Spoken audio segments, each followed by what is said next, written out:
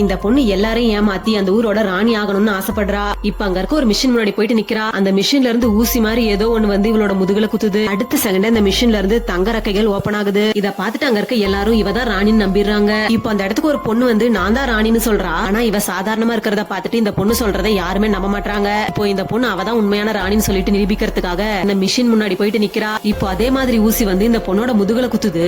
ஆனா இவளுக்கு தங்க ரெக்கை எதுவுமே வரல. பாத்துட்டு அங்க இருந்தவங்க இவ பொய் சொல்றான்னு சொல்லிட்டு இவளை ஜெயில போட சொல்றாங்க.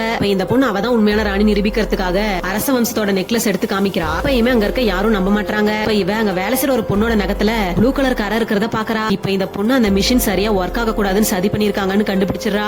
என்ன நடந்திருக்கும்னா பொய் சொல்லி ராணி ஆகணும்னு நினைச்சவ அந்த வேலைக்கார பொண்ணை கூப்பிட்டு காசு கொடுத்துட்டு ஒரு பட்டு துணியை அந்த மிஷின்ல வைக்க சொல்லிருப்பா. உண்மையான ராணி அந்த மிஷின் கிட்ட போயிட்டு நிக்கும் போது அந்த துணி இருக்கிறதுனால தங்க ரெக்க வெளியே வராம இருந்திருக்கும். அந்த துணி ஈரமானதுனால வேலைக்கார பொண்ணோட கையில நீல கலர்ல கரை வந்திருக்கும். இப்போ அங்க இருக்கவங்க இந்த பொண்ணு சொல்றது உண்மைதானான்னு கண்டுபிடிக்கிறதுக்காக சொன்ன மாதிரி அதுல பட்டு துணி இருக்கிறத கண்டுபிடிக்கிறாங்க. அதனால எல்லாரையுமே ஏமாத்தி ராணி ஆகணும்னு நினைச்சவள மறுபடியும் அந்த மிஷின் முன்னாடி நிக்க சொல்றாங்க. இந்த டைம் அவ பின்னாடி தங்க ரெக்க வந்திருக்காது. அதனால ராணி ஆகணும்னு ஆசைப்பட்டு எல்லாரையும் ஏமாத்திட்டான்னு அவளை ஜெயில போட்டுறாங்க. கடைசியில இந்த பொண்ணு தான் உண்மையான ராணின்னு சொல்லிட்டு எல்லாருமே ஏத்துக்கிறாங்க.